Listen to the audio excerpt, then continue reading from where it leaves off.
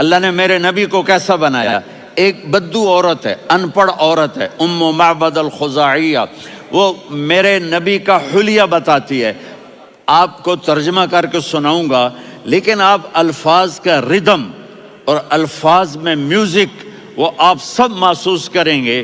وہ بدو عورت کہتی ہے رأیت رجلا ظاہر الوضاء ابلج الوجه حسن الخلق لم تعبه ثجلة ولم تزر به سعلة وصيم قصيم في عينيه دعج في أشفاره وطف في صوته سحل في لحيته كثافة في عنقه سطع وصيم قصيم أكحل أحور أزج أقرن إن تكلم علاه البهاء وإن سكت فعلاه الوقار وكأن منطقه خرزات نظم ينحدرن. اللہ، پتہ چلا کہ الفاظ کا ردم. وہ کوئی بولو تو صحیح، کیا ردم ہے. اب ترجمہ سنو. وہ کہتی ہے اپنے خامد کو کہ ابو معبد، ایک شخص آیا تھا، مجھے یوں لگا جیسے 14ویں کا چاند کپڑے پہن کے زمین پہ اتر آیا ہو. سبحان اللہ، کیا انتہائی خوبصورت، انتہائی حسین و جمیل، پیٹ نکلوا نہیں کہ بدصورت ہو جائے. کہا اتنا خوبصورت تھا کہ سر سے پاؤں تک حسن اس کا غلام تھا، خوبصورتی اس کی باندھی تھی، اور میں جدھر سے دیکھتی تھی مجھے حسن ہی حسن نظر آتا تھا. اور جب میں اس کے چہرے پر دیکھتی تو میری آنکھ نہیں بھرتی تھی، میرا جی چاہتا تھا میں دیکھتی جاؤں دیکھتی جاؤں دیکھتی جاؤں، میرا دل نہیں بھرتا تھا. کون؟ وسیم. وسیم اسے کہتے ہیں جس کو دیکھنے سے دل نہ بھرے. قسیم، جدھر سے دیکھو حسن ہو، اسے کہتے ہیں قسیم، کہ اس کی آنکھیں بڑی موٹی. احور، ادعج، اشکل، انجل، ابرج، اہدب، یہ سب میرے نبی کی آنکھوں کی تعریف ہے. ان 5-6 الفاظ کا ایک مطلب ہے کہ اللہ نے کائنات میں ایسی حسین آنکھ کسی کی بنائی نہیں تھی. حسن و جمال آنکھوں میں، اور پلکیں بڑی لمبی. یہ عورتیں یہاں نکلی لگا لیتی ہیں نا لمبا کرنے کے لیے، تو میرے نبی کے قدرتی یہ بال لمبے تھے حسن کو بڑھانے کے لیے. داڑھی بڑی خوبصورت تھی. زبان میں، آواز میں جادو تھا، آواز میں کشش تھی، آواز میں ایک ایسا دل کھنچتا تھا. گردن لمبی تھی، سر سے پاؤں تک حسن و جمال تھا. جب وہ بولتے تھے نور چھا جاتا تھا، جب وہ خاموش ہوتے تھے وقار چھا جاتا تھا. اور سوا البطن و صدر، سینہ اور پیٹ برابر. سبت القصب، سیدھا قد تھا، سیدھا قد، بالکل سیدھا قد. عریض المنکبین، چھاتی چوڑی تھی. طویل الزندین، بازو لمبے تھے.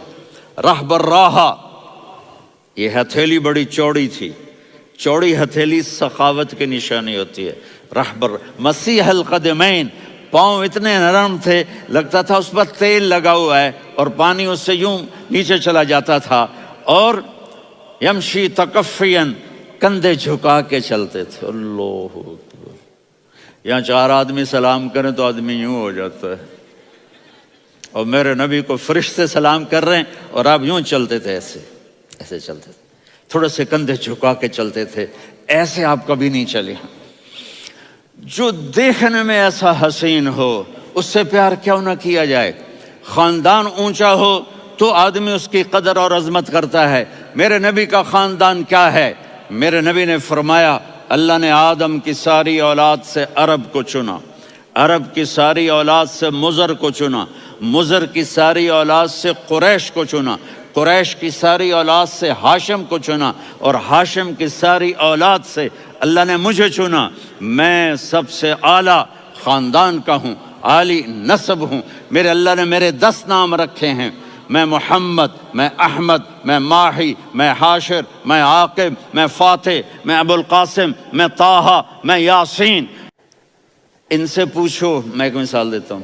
محبت ہوتی ہے نا، چھوٹا بچہ گود کا، میرا چاند، میرا دلارا. یہ اس کا بچہ ہے بٹن جتنا، یہ نبیل کا اتنا سا ہے، تو اس کو کبھی یوں اٹھاتا ہے، کبھی یوں اٹھاتا ہے، کبھی یوں اٹھاتا ہے، کبھی یوں اس کو لوریاں دیتا ہے. میرا چاند، کالا ٹٹ، میرا چاند، میرا چاند. تو میرے رب کو اپنے حبیب سے محبت ہے، تو صرف محمد نہیں کہتا، چونکہ محمد کہنے سے محبت کا فلو نکلتا نہیں، تو اللہ نے اپنی محبت کے فلو کو نکالا، میرا محمد، میرا احمد، میرا ماہی، میرا حاشر، میرا عاقب، میرا فاتح، میرا قاسم، میرا ابو القاسم، میرا طٰہٰ، میرا یاسین، یہ اللہ نے اپنے حبیب کے نام۔ اور پھر قرآن میں جاؤ، شاہد، مبشر، نذیر، داعی الی اللہ، سراج منیر، رؤوف، رحیم، عزیز، حریص، مزمل، مدثر، یہ اللہ نے پورے قرآن میں سارے نبیوں کا نام لیا، یا عیسیٰ، یا موسیٰ، یا یحییٰ، یا ابراہیم، یا نوح، نام لے کر پکارا، لیکن اپنے حبیب کو ایک دفعہ بھی یا محمد نہیں کہا، بلکہ لقب سے پکارا، یا ایھا النبی، یا ایھا الرسول، یا ایھا المزمل، یا ایھا المدثر۔ میرے رب نے اپنے حبیب کو ساری نسلوں میں سب سے اعلی نسل بنایا۔ اگر اپنے نبی سے پیار نہ کریں تو کس سے پیار